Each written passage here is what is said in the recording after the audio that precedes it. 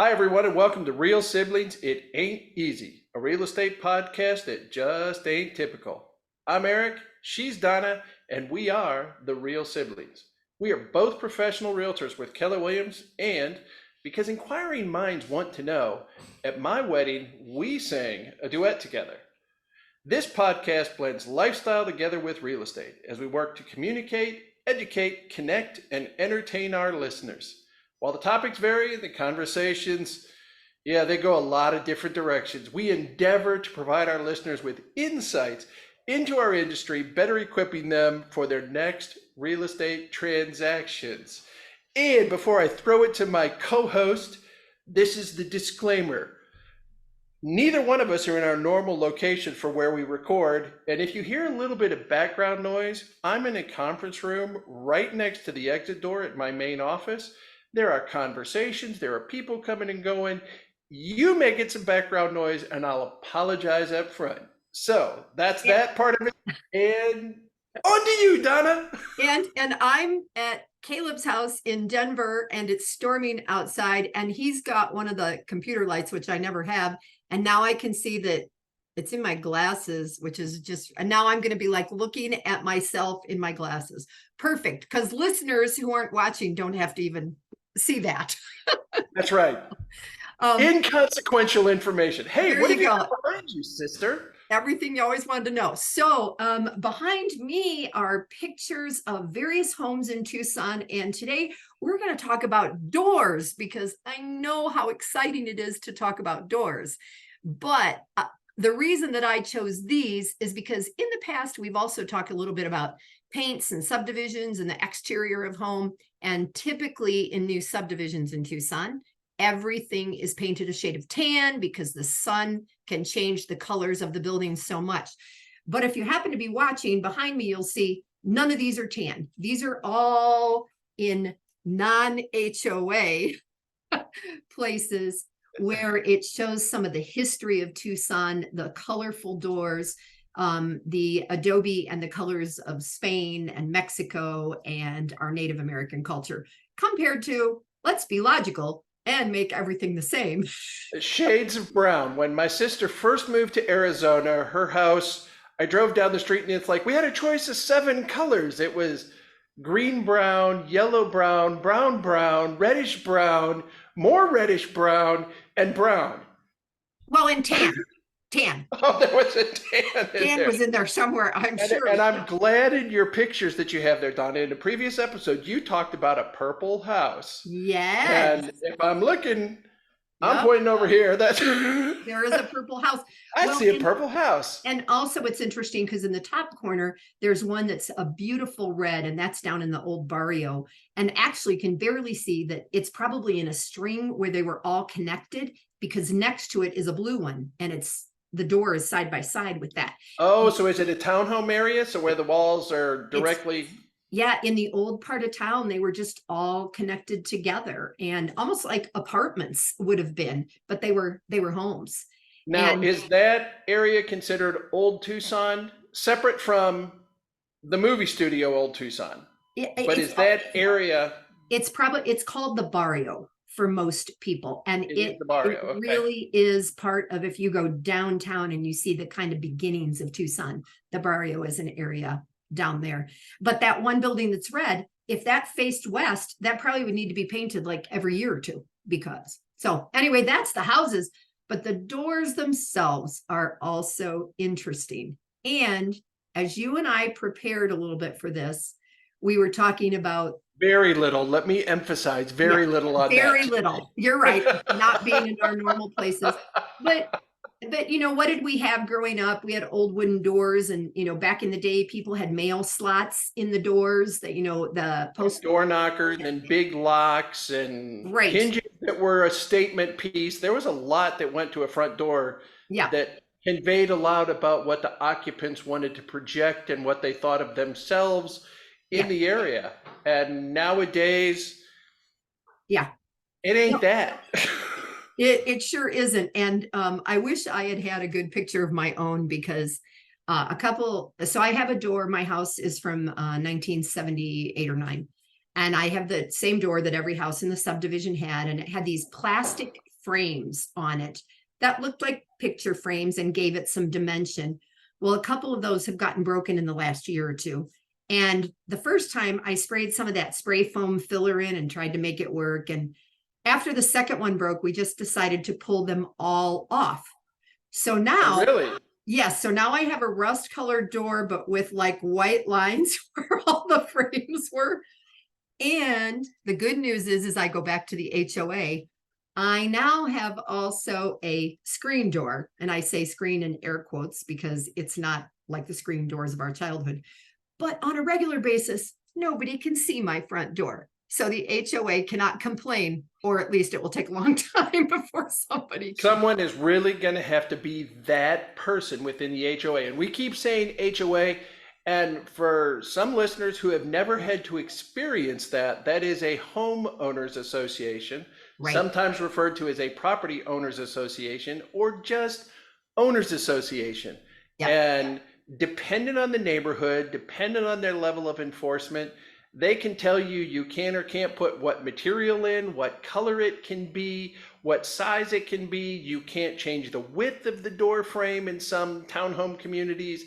It can be a lot of no's when all you want is I just want to paint a robin's egg blue door so it pops. And express my personality a little bit. Somebody who you and are I both not like. allowed to express your personality. When I told you when I teach a lot of visuals to help people relate.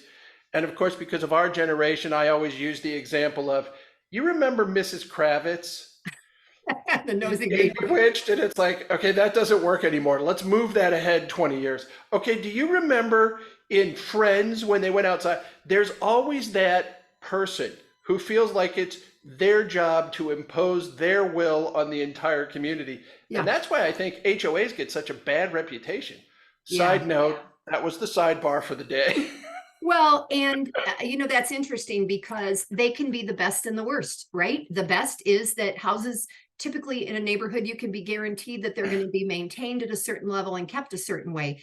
And then there's always somebody on the board who doesn't have anything else to do. And so they complain, like that pot that's in the one picture up there. Do you remember how I had something in my front yard that the neighbors didn't like? And I was super angry about it for a long time. And then Oh my luckily, gosh. for better or for worse, it was made of wood and it just rotted. So I didn't have to continue. Okay, and I'll just tell you, because we've kind of mentioned this before and in our couple of previous episodes, and I don't have my notes open on that yet. You're going to have to pull some of these pictures and maybe go down and take pictures. So when we talk specifically about whether it's a hacienda style or an Adobe or a Santa Fe, or in my area, a Spanish colonial look to it, which of those houses behind you represents which, or if they are a blend? Because your green one that's kind of over there looks to me like a stucco, but has a little bit of a folk Victorian look to it from a build standpoint. Yeah, like some of the areas in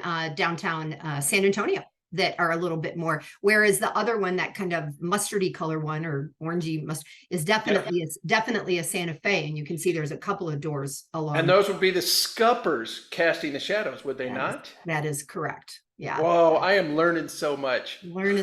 So Eric, as I'm sitting here thinking about this, you and Jeannie have painted your house green, various shades of Michigan Shades State. of green. We went camouflaged. After 2 years of experience that we had way too many people who we didn't want in our house finding us ever again, we decided we were going to blend in. Okay, can I tell you that green does not blend in, but you can say whatever you want. Well, Annabelle, who does our closing, said the same thing. She says, that's not really camouflage. Until you stand at the top of the driveway and realize you really don't see a whole lot of house. Okay. So did you also paint your front door green? That's what I was getting. We did not. In this case, we had the original front door that we had on the house when we bought it 20 years ago, and we finally decided to replace it. And we replaced it with something that was a aluminum or steel framed wood look.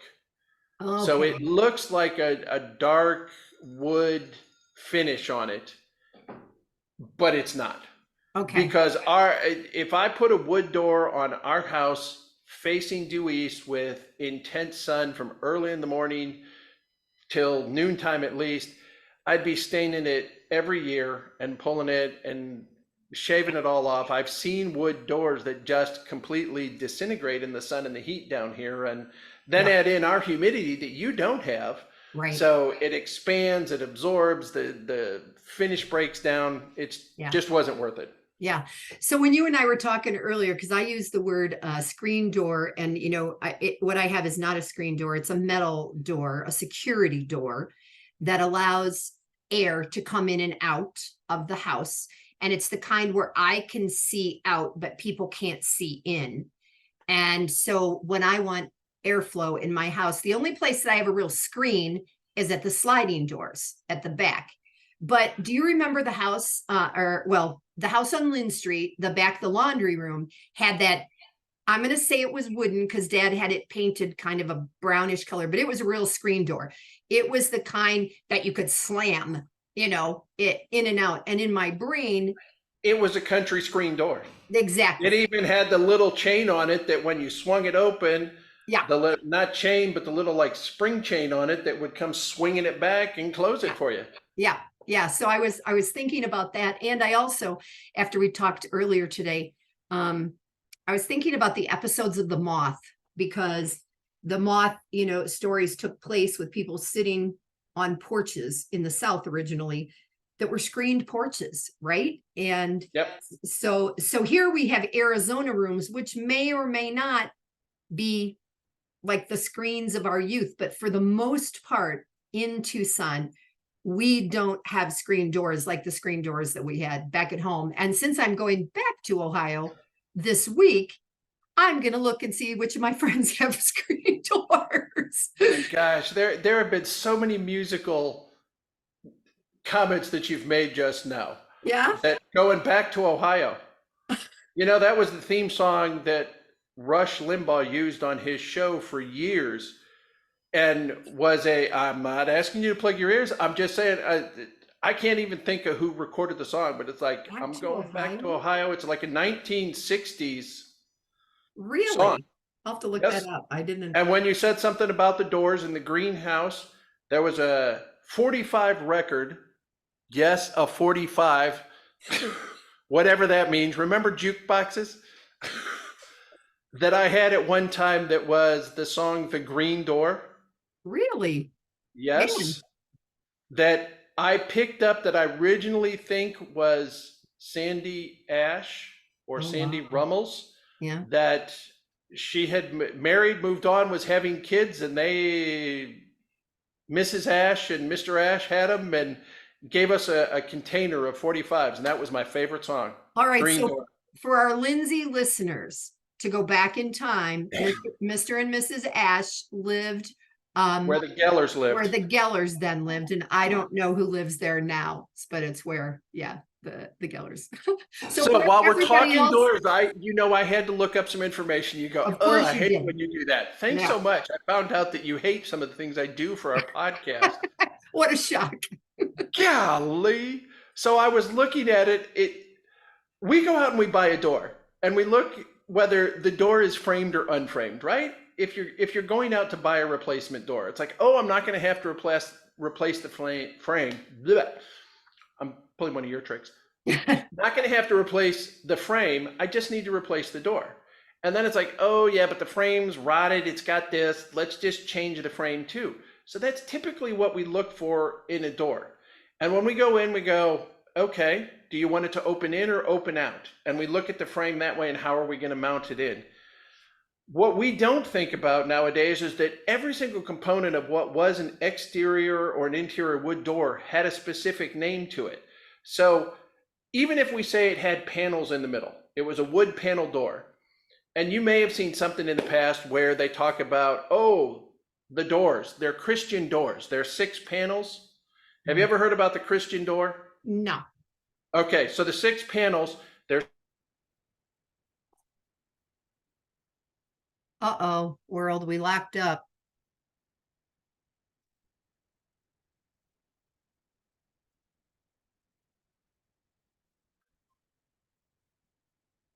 Alrighty, we're talking about 6-panel doors in my Yeah, computer. 6-panel doors, and we had technical difficulties, and so Right. now we're back. So those 6-panel interior doors that are so common, it's a builder basic build right now.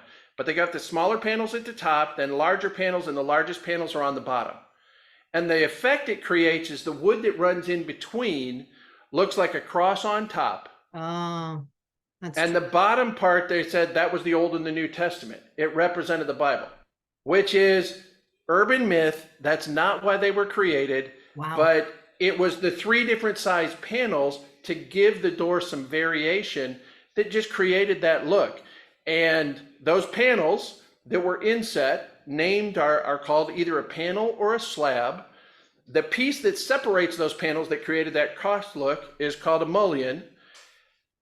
The exterior frame, the vertical pieces are called stiles, and the horizontals are called rails. So you had a head rail, you normally had a middle rail, you had a bottom rail, you had what they referred to as the hinge style and the lock style.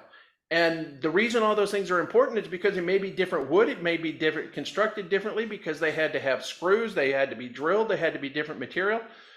So things that we just don't think about when we go, oh, we're going to buy a door. The builders who made them had people who were very specific in what they did and how they did it, and a name for every single individual piece And on what with goes you, in. with you saying that, what I think about every time I unlock a house as a realtor, I think righty tighty, lefty loosey. No, that there can be 5 doors, and I swear to God, they all open differently, which is illogical entirely, because there's not that many options. You either go left or right, but you might go up or down. And often what I have learned over time is it depends on if they've switched the door and it hangs a different way. And if they pre-purchase doors that are already set up a specific way, that's why it feels backwards with some of the Right. locking and things like that.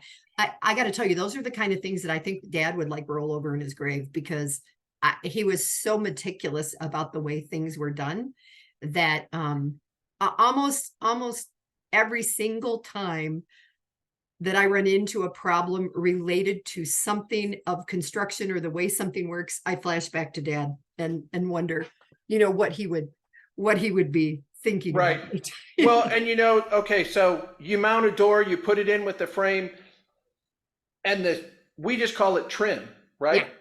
Yeah. The door trim. On the exterior, that's called the brick mold.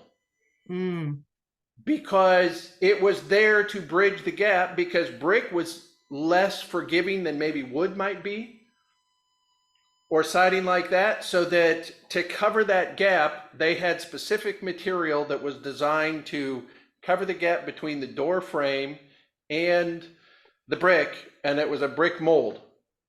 Interesting. So pretty interesting, all the different terminology. Now, tell me, are most of the doors that go in your area, let's say new construction, are they metal exterior doors like what I put in? Some are metal, some are wood, some are fake wood is what I call them, with like the thin laminate over top, because you get, but it depends on the price point of the house, kind of what you get sometimes. And, and I was thinking about that as I look at the door that's over my left shoulder on the green building, how the door itself is square, but the archways are round, right? So the door, it's hard for me to tell with the view. So it's actually, the door arch follows the windows that are on either side. Yes. However, it's a square door. Yes. And I have to tell you, after the episode that we did in France and my Europe trip last year, there's a lot, you see these massive arched things, but the door itself is much smaller. And some of them, you feel like you're entering a secret world, because the arch and the basic thing might be like 15 or 16 feet tall. And then the door is just a regular little entrance over on the side that's cut into that big, like you're entering a speakeasy or something, That's what the green door was in that song. Yeah. It was, and I have that on my playlist on YouTube, but I can't think of who the singer is right now. So what about newer? You said something about the material might determine how much the house construction was. Yeah. What about side lights or transoms? Do doors down there, Um, do you typically have? Not as much. No, I was just thinking, because I just sold one. I'm gonna have to go back and look. I just sold a like 1.1 million. And besides being a tall, like I'm so accustomed to looking at them that I don't even pay that much attention. There are now and then, well, the 70s went through a big time where there was the beautiful glass area to the side and up above. And then people put stained glass or peel off faux sticky stained glassy Yes, things to in give there. it some sort of look, because now you're going, I don't want them to just be able to look inside the house and see if Right. anybody's here. Right. But it's easier to do that than to tear the whole thing out. And there was also in the 70s the kind of Coke bottle-ish kind of look that it was gold and the whole thing was that way. And that was the same Yeah, it time. had that kind of circular thing to it that, And so you can kind of go up to a house and know when it was built based on that sort of a thing. that house probably has a wet bar and some sort of gold flecked mirrored glass panels somewhere. That could be. And it's interesting thinking about the ones that I have right now. Like I feel like I should go back and look because I've got like a 300 1946 house listed and and then I just sold this 1.1. But the 1.1 was not a custom, it was a semi-custom. So when you have the semi-custom, again, you have a builder who's giving you certain options. So you can choose within those certain options, but it isn't the same as a custom home where you can do whatever you want and order it from across the world or from. Okay, and I'm going to use this last piece here that I want to introduce. Okay. So it's another one of those going, this name really blew me away as I was looking at this, trying to do research. Double doors, maybe they open out. So not a sliding door, but double French doors that open out. And one of those two doors, when it closes, there's that strip of material that covers the gap between the two doors on the exterior. Yeah. That strip of material is the astragal. ASTRAGAL, the astragal. Wow. And it's the name of the piece of material that covers the gap between the doors when they close and you've got French doors. Okay. You have to forgive me. Somebody just got to my house in Tucson and can't get in the house. Hold on. Oh my gosh, this episode. Speaking of front doors, because mine's one where you push down with your thumb and oh, your door is hard to open. Everybody says that, but I do it all the time and I don't think it's hard. So it's clearly it's become white noise to you because you do it so frequently. So okay, so while you're doing that, there was a story that Donna, I believe, related. She can tell me if I'm misremembering this or not. Okay. But the door that she talked about being a screen door that actually lets airflow through, but you can't see through it. I believe there's a story about how she went to a house and somebody on the other side of the door identified himself as not having anything on. Am I misremembering that? Because he wouldn't open the door because he came to the door. Oh my gosh, yes. Oh my gosh, I've forgotten about that. Yes, I was going to show it. Okay, my friend got in. World podcast listeners, she made it in the house. Talk about multitasking. I was like, I gave you the garage code, but I forgot my garage doesn't enter directly into the house. Anyway, yes, I went to show a house. I was talking to someone through that, the exterior metal door. He was in a wheelchair in the house. We were having this whole conversation and he said, I'd invite you in, but I don't have any clothes on. I was like, okay, probably just as well that I'm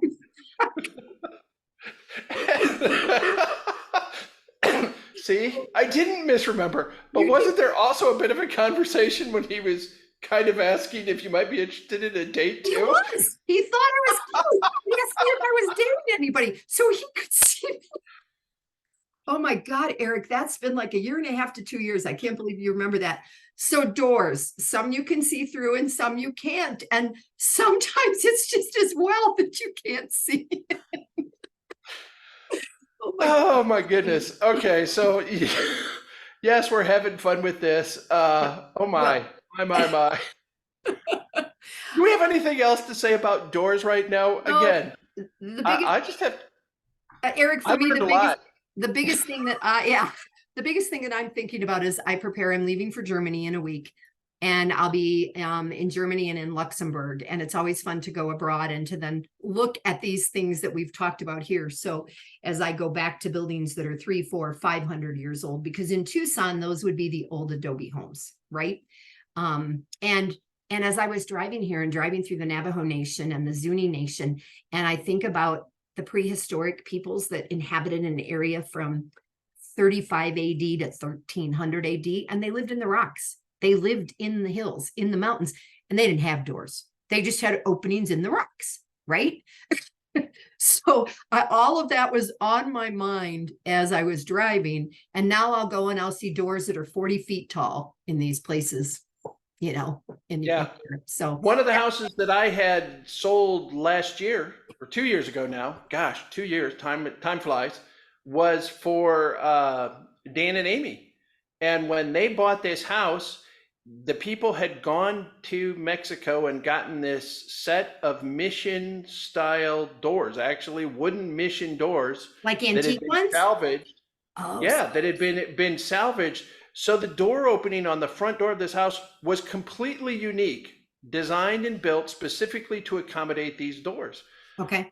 What they hadn't done is the doors actually had holes in them and actively let the air breathe. Now, I'm not just talking little holes, I'm talking stuff that was 1 inch to 2 inches where winter wind was blowing in or air conditioning was going out.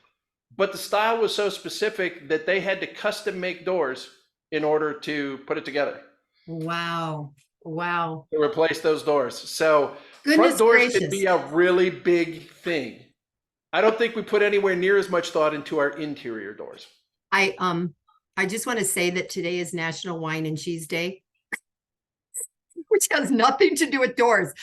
But I was having some wine, and I want you to know that had nothing to do with my ability or inability to discuss doors.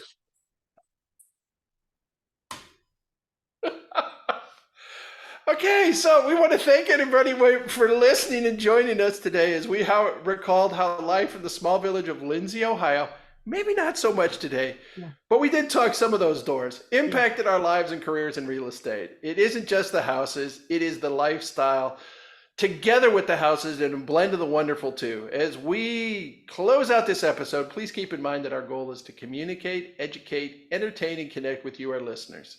As a reminder, we are both realtors with Keller Williams, and we are here to help you find a perfect home for your family to create lasting memories and build their own wonderful life. If you are in San Antonio or South Texas, I'm available to assist you while Donna is in Tucson, Arizona. If you're across the United States, around the world, we are both part of extensive networks of professional real estate advisors. And we would be happy to connect you with an amazing realtor. Remember, it may be simple, it ain't always easy. And until next time, I'm Eric. And I'm Donna. And we are Real Siblings. Oh, this was a Bye, y'all. perfect episode, Eric. Flawless execution. There you go.